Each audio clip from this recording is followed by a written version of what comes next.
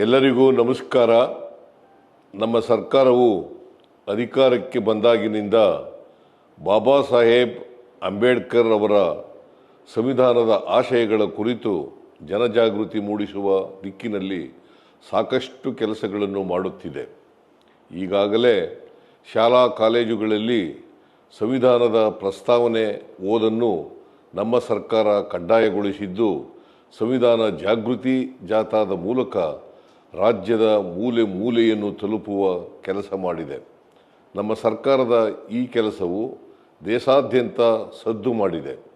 ಸಂವಿಧಾನ ಮತ್ತು ಪ್ರಜಾಪ್ರಭುತ್ವದ ಆಶಯಗಳ ಮೇಲೆ ನಿರಂತರವಾದಂಥ ದಾಳಿ ನಡೆಯುತ್ತಿರುವ ಹಿನ್ನೆಲೆಯಲ್ಲಿ ಅಂತಾರಾಷ್ಟ್ರೀಯ ಪ್ರಜಾಪ್ರಭುತ್ವ ದಿನವಾದ ಸೆಪ್ಟೆಂಬರ್ 15ರಂದು ಬೀದರ್ನಿಂದ ಚಾಮರಾಜನಗರದವರೆಗೆ ಮಾನವ ಸರಪಳಿ ರಚಿಸುವ ಕಾರ್ಯಕ್ರಮ ಹಮ್ಮಿಕೊಳ್ಳಲಾಗಿದೆ.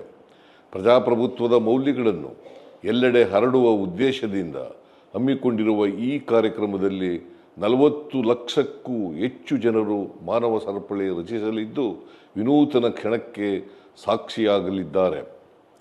ಆ ದಿನ ಎಲ್ಲರೂ ಅಂತಾರಾಷ್ಟ್ರೀಯ ಪ್ರಜಾಪ್ರಭುತ್ವ ದಿನದಲ್ಲಿ ಭಾಗವಹಿಸೋಣ.